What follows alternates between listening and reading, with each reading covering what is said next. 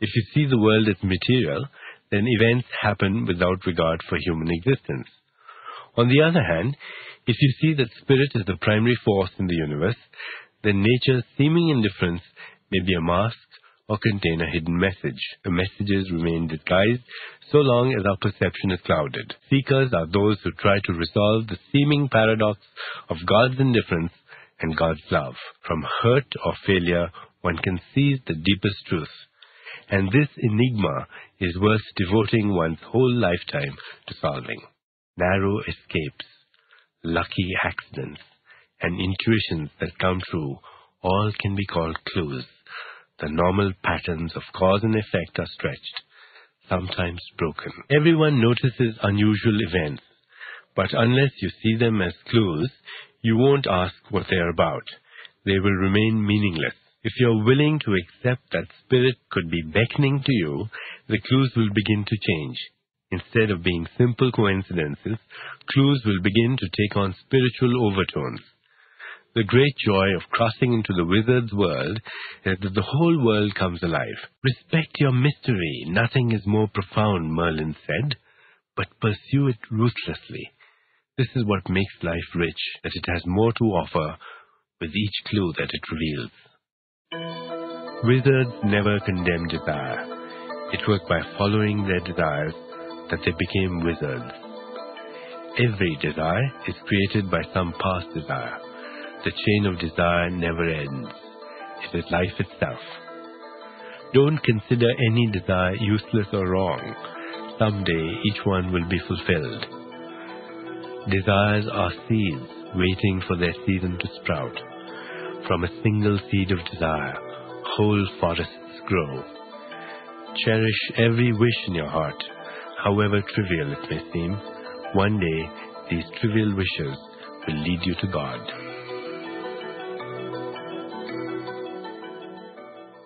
It was a miraculous Christmas day when Arthur pulled the sword from the stone. Where is Merlin? The surprised young man thought, certain that the wizard had accomplished the feat with magic. But Merlin did not show his face. Late that night, Arthur sat up restless. I need you, master, he prayed.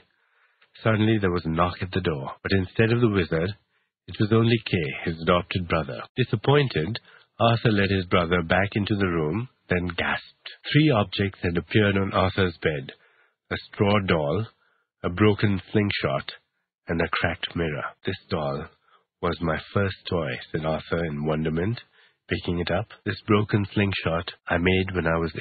This cracked mirror I found in the woods when I was 12. They were the most important things I ever owned. Worthless trash, Kay muttered. Arthur insisted. No, no. Now I know Merlin has guided me all along. You see, Kay, when I was 2, I only wanted toys. When I was 8, I wanted only to hunt sparrows. And when I was 12, I only wanted to look in a mirror to see if girls would find me ugly or handsome.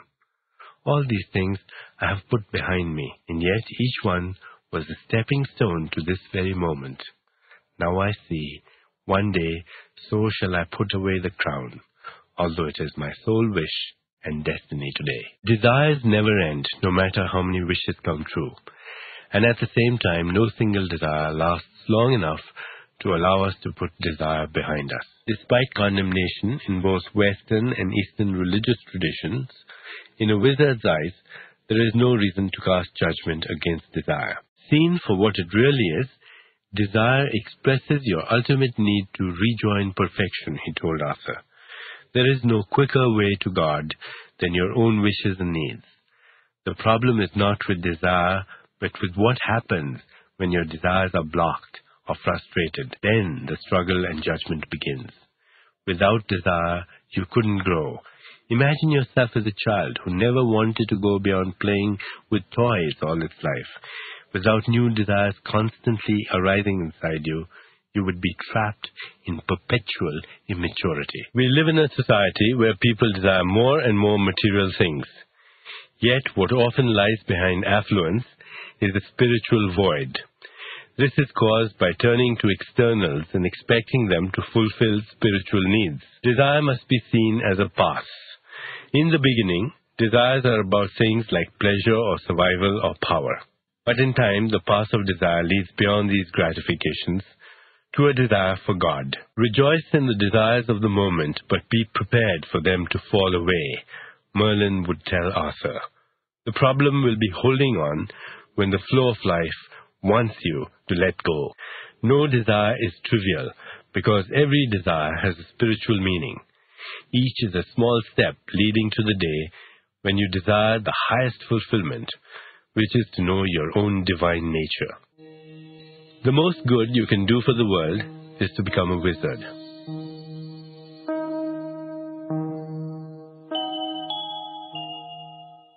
It was the last day they would spend together. The boy Arthur stood by the side of the road, gazing back at the thick patch of woods that had grown up overnight, swallowing up Merlin's glade. He felt a pang, knowing that this loss would be felt by all mortals, not just himself.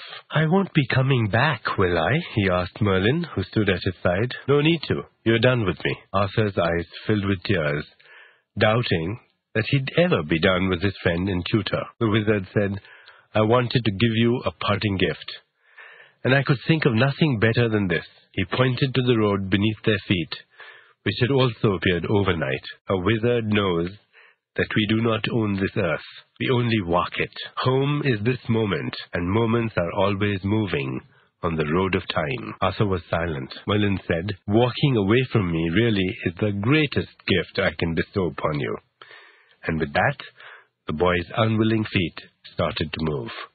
Merlin faded from his mind until only a lingering voice remained, saying, "I have led you into the secret places of your soul.